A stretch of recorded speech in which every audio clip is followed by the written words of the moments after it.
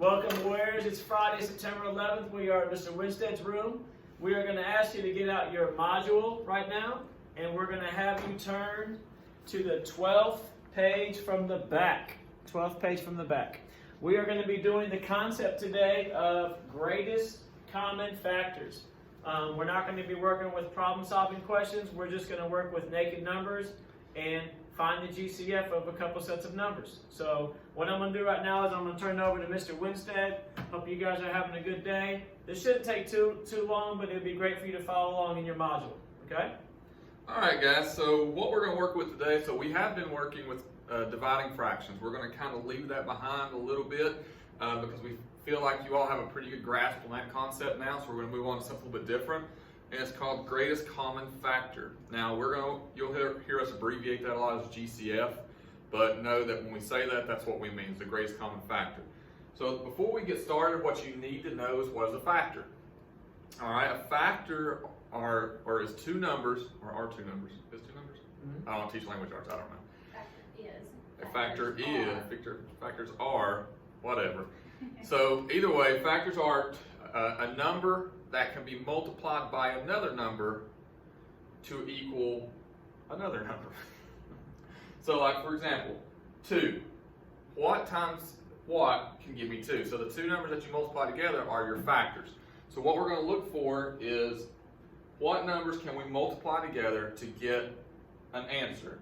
And those two numbers are called factors. Now, to break down the word, G is the greatest. So we're going to look at the greatest number or the biggest number that both of them have in common. So again, common is something that you share. So it's a pretty easy concept once you kind of do a couple of problems. So I'm going to show you how to do that. So the first thing we're looking at 2 and 14. We want to know what is the biggest number that both of them share.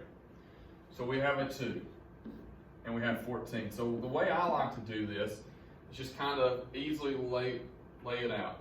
So what times what gives me 2? So I always start with 1.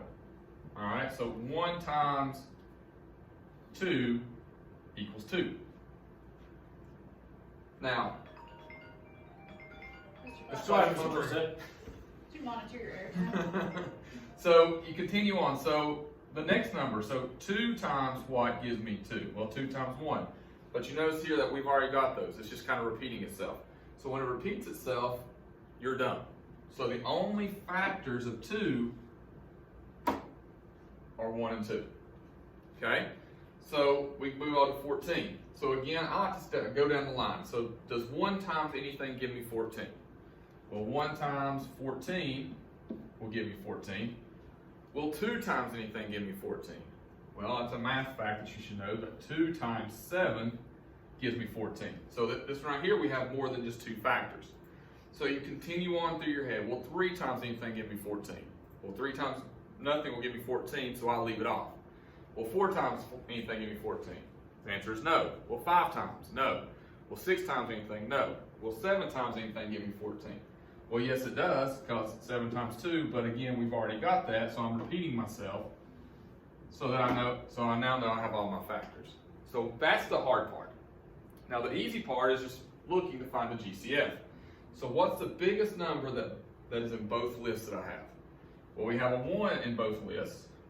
So I like to kind of check it when I'm first teaching this. So I know we share a 1. Do we share anything that's bigger? Well, we have a 2 in both lists. Do we have a 7 in both lists? No. Do we have 14 in both lists? No. So what's the biggest number that we share? And that's a 2. So our GCF for 2 and 14 is simply 2.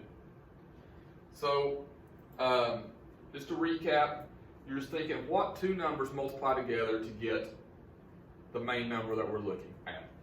And once we do all that for both numbers, we look at which number is the biggest in both lists, and you got your GCF. Add anything to that? No, that's perfect. Well done. Okay. So what we'll do next is number 2. So on that sheet, or on that page Mr. Potts showed you, you should see 15 and 18. So we're going to do the same thing. So again, in my head, what I'm doing is I'm running through all the numbers. And to make it easy, I like to go down the line. So I start with 1. Well, 1 times anything give me 15. Well, 1 times 15. Well, 2 times anything give me 15. No. Well, 3 times anything give me 15. We should know it 3 times 5. Well, 4 times anything. No. Well, 5 times anything. Well, yeah, 3, but we already got that on here. So again, I'm repeating myself so I can stop. I'm done. So I go to 18. Well, 1 times 18, we know that. Well, 2 times anything. 2 times 9. Well, 3 times 6. Well, 4 times, no. 5 times, no. 6 times, yes, but I already have it, so we're good. So there are your factors. So 15 has 4 factors, 18 has 6 factors. So again, we just look and see which one is the biggest they have in common. And I noticed that 3 is the biggest number that's in both of my lists. So my GCF is 3. And that's all that we are doing today, guys. So the hardest part about this is to try to remember your factors, okay? So again, in my head, the way I do it is I just go down the line. 1 times, 2 times, 3 times, 4 times until I start repeating myself. When I repeat myself, I am finished, okay? So, Mr. Potts, anything you'd like to add to that? No, I think some of you probably have the ability to look at these numbers and just ask yourself, what is the largest number that goes into 15 and 18? And some of you can probably get it without going through this work, but right now, with where we're at in our math year, we actually want to see your work and list it out like Mr. Winstead did that. Your homework is not going to be overwhelming today. You're going to complete problems 3 through 10. 3 through 10 tonight, or 3 through 10 today. So show us your work. You can always do your work on your actually do your work in your notebook and bring those to class every day. But you're going to do problems 3 through 10. Number 3 is 5 and 20.